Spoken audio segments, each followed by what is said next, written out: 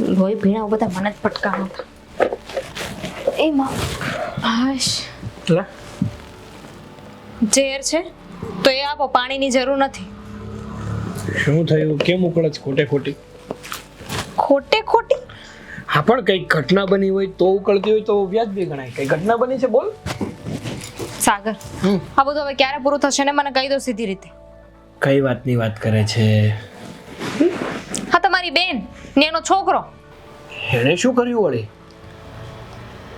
નહીં એટલે તમે જ મને કહો ને કે આવી રીતે હવે આવા સમયે આપણા ઘરે આવીને રહીએ સારું લાગે? ઉંમર તો જોવો હવે એમની. અરે એ કઈ રીસામણે નથી આવ્યા. અને બીજી વાત, તને ખબર છે ને મને ખબર છે કે મારા જીજાજીનું અવસાન થયું છે. હા તો એમની આગળ પાછળ બીજું કોઈ છે નહીં. હા તો છે ને, અવસાન તો બધાનું થતું જ હોય. જે વ્યક્તિ જન્મ લઈને એનું મરવું નિશ્ચિત છે. એ તો જેને કોણીએ વાગ્યું હોય ને એને જ કળ ચડે, બાકી બધાને તો વાતું આવડે. અરે પણ જમાઈ નો રહે હવે આપણી વચ્ચે, તેનો મતલબ એમ કે આ બેન આપણા ઘરે વહી આવે? અત્યારે છે ને બેનને કોઈ આધાર છે નહીં, એટલા માટે આપણા ઘરે આવ્યા છે. કોણે કીધું? ઈ એમ કહે છે કે હું એકલી થઈ ગઈ. અરે આવો ઢાંડા જેવો દીકરો છે, હમણાં 5 વર્ષ પછી એના લગ્ન કરાવવા પડશે. દીકરો ભલે ગમે એવડો હોય, પણ પોતાના પતિના જવા પછી સ્ત્રી એકલી જ પડી જતી હોય છે. અને બીજી વાત, હજુ છે ને નયનની એટલી ઉંમર નથી થઈ, કેટલો સમજદાર નથી કે પોતાનું ઘર સાચવી શકે. લાગે છે કે બુદ્ધિ વગરનો છે એમ, અને નાનો તમને લાગે છે, બાકી બહુ સમજદારી છે એનામાં. હોશિયારનો દીકરો છે. બે વાત સારી કહી દે અને બે કામ સારા કરી દે એનો અર્થ એવો ન થાય કે એ વ્યક્તિ હોશિયાર છે. 100 વાતની એક વાત છે, સમજવાની કોશિશ કરો.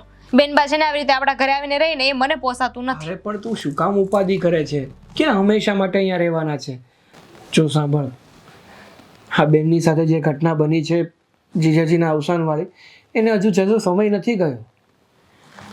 હા, થોડોક સમય જતો રહેશે ને એટલે આપણે બેનને કોઈ સારો છોકરો ગોતીને લગ્ન કરાવી દઈશું ને. કેટલા ટાઈમથી સાંભળું છું, અને હવે તો જાજો સમય થઈ ગયો છે અહીંયા આવ્યા ને એને. અરે પણ એમ થોડા લગ્ન કરાવી દેવાય? લગ્ન ન કરાવો તો કઈ નહીં, પણ અલગ રહેવા તો મોકલી દેવાય કે ક્યાં નહીં? મોકલું? ક્યાં મોકલું એટલે? આટલી મોટી દુનિયા છે, મારો દીકરો પોતાનું કરી નહીં શકે? અરે પણ હું એનો ભાઈ છું, એ મારી બેન છે, અને બેનને કઈ તકલીફ પડે ને તો એક ભાઈની ફરજમાં આવે કે એની બેનની સાથે ઊભો રહે. અને બેનની એ ફરજ આવે. બેનને એટલી બુદ્ધિ હોવી જોઈએ કે આવી રીતે છે ને હવે મારે મારા ભાઈની માથે ન પડે. ભાઈ બિચારો ઊંધો થઈ જાય છે આખો કામ કરી કરીને, ત્યારે માંડ ઘર હાલે. પણ તારે ક્યાં કમાવા જવું છે? કમાવા તો મારે જવું છે. અને બળતરા તો મારે કરવાની ને, ઘર તો મારે ચલાવવાનું ને. અરે પણ બેન સ્ત્રીની જાત છે, ઘરમાં રહેશે ને તો કઈ આમને એમ નહીં બેઠા રહે, તારી મદદ જ કરાવશે. કામમાં કાંઈ સકરવાર નથી હોતું, ધ્યાન જ નથી હોતું એમનું. એક કામ કહું ને તો સામે 10 કામ મારા વધારે. એમની પાછળ પાછળ જ રહેવાનું આપણે. બસ હા, સાવ એવું તો નથી જ જેવી રીતે તું ગણાવી રહી છો. આપણે તો છે ને હુલુલુરા કરતા છે ને બેગ લઈને જતું રહેવું છે ઓફિસ, એટલે ન ખબર હોય આપણને. એ તો કોઈક દી ગુલુલુલુ કરતા જાવ તો ખબર પડે કેટલી વિશે શું થાય. તમારું તો સારું ન વિચારે. હું તો તમારા માટે કહેતી હતી કે તમે એટલું બધું લોડ લો છો, પણ નહીં, કહેવાય છે ને સારા માણસની કદર જ નથી. હા, કેમ નહીં? કારણ કે આ દુનિયામાં જો કોઈ સારું હોય તો એ તું જ છો. તારા સિવાય તો ક્યાં કોઈ દુનિયામાં સારું જ છે? પત્યું બોલી લીધું. તો તમે સમજતા કેમ નથી? જો હું કંટાળી ગઈ છું, મારાથી છે ને હવે મા દીકરો સહન નથી થતા. હા પણ હું કંઈક કરું છું ને, તું શું કામ ચિંતા કરે છે? હા, તમે એ બેનું કંઈક કરી રહ્યો છો ને ત્યાં લાગે છે કે ભગવાન મારી સાથે કંઈક કરી નાખશે ને મને ઉપર બોલાય. ઓહ! બોલતા ન આવડે ને તો મોઢું ન ફળાય. મને તો ક્યાં કઈ આવડે જ છે, તમને ને તમારી બેનને જ બધું આવડે.